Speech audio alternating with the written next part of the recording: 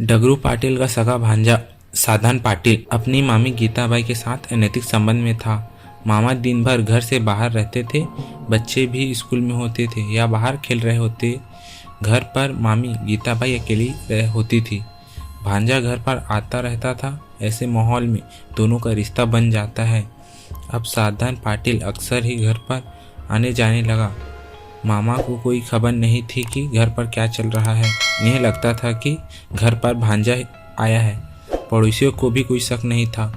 2-4 महीनों तक साधन पाटिल का ऐसे ही आना जाना चलता रहा। फिर इसने अपने दोस्त राजेंद्र पाटिल को बताया मामी के साथ रिश्ते के बारे में। राजेंद्र ने यह सुनकर बोला कि मेरी भी बात कराओ। साधन ने बोला ये पूछकर बताएगा। फिर एक दिन साधन ने मामी को बोला कि इसका एक दोस्त है राजेंद्र, वो आपसे मिलना चाहता है। मामी ने बोला ठीक है। अब साधन के दोस्त का भी मामी से रिश्ता बन गया। गीताबाई का एक साथ 2 लड़कों से अफेयर चलने लगा। 5-6 महीनों तक ये होता रहा। कभी राजेंद्र घर पर आता तो कभी साधन। ऐसे ही 2 फरवरी 2019 की तारीख आई। इसी दिन राजेंद्र घर पर आने वाला था। वो जानता था कि डगरू पाटिल कितने बजे घर से बाहर जाएगा और कब आएगा। बच्चों का स्कूल कब है? आज उनका हाफ डे होना है। वो भी 2 बजे तक घर आ जाएंगे। राजेंद्र सुबह में घर आ जाता है गीताबाई से मिलने।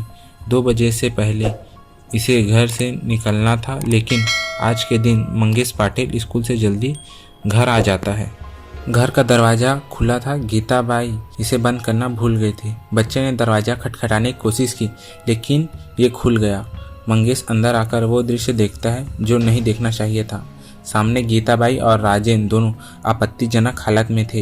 राजेंद्र को लगा कि इसका भांडा फूट चुका है, बदनामी होगी घर में। एक लकड़ी का डंडा पड़ा हुआ था। इसने डंडे से मंगेश के सर पर जोर से मार दिया। तुरंत बच्चा जमीन पर गिर गया। सर से रक्त प्रवाहित होने लगा। गीताबाई का भी भांडा फूट सकता था। फटाफट दोनों ने मंगेश को एक बोरे में बंद करके घर में छिपा दिया, क्योंकि अभी दिन का वक्त था। फिर ये दोनों घर की सफाई करते हैं। इसके बाद राजेंद्र ने अपने दोस्त साधन को कॉल किया, इसे सारी चीज़ बताई। बोला कि मंगेश जिंदा बचा होता तो हम सब पकड़े जाते। इसके बाद साधन पाटिल घर पर आता है।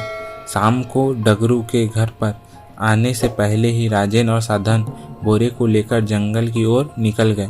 चूँकि ये शाम का समय था और ऊपर से ठंड का मौसम था, तो गांव में सन्नाटा छाया हुआ था। सभी लोग अपने अपने घरों में थे।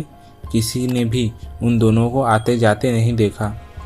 दोनों ने कुल्हाड़ी भी ली हुई थी।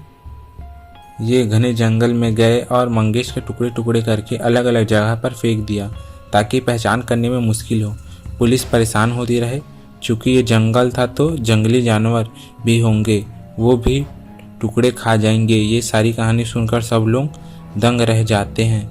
एक माँ जो कि करीब 20 दिनों से रो रही है, इकलौते बेटे के जाने के गम में रोते रोते बेहोश हो जा रही है। उसकी वजह से ही उसके इकलौते बेटे का कत्ल हो गया, इसमें ये भी शामिल थी। इसके बाद पुलिस ने गीताबाई पटेल, साधन पटेल और राजेंद्र पटेल को अरेस्ट कर लिया। फिलहाल तीनों जेल में कैद हैं। इन्होंने गुनाह स्वीकार कर लिया है और इन पर कार्रवाई चल रही है। Thank you for watching my video. अगर आपको मेरी वीडियो पसंद आई तो प्लीज़ लाइक एंड सब्सक्राइब, और ऐसे ही इंटरेस्टिंग वीडियो के लिए आप मुझे फॉलो कर सकते हैं।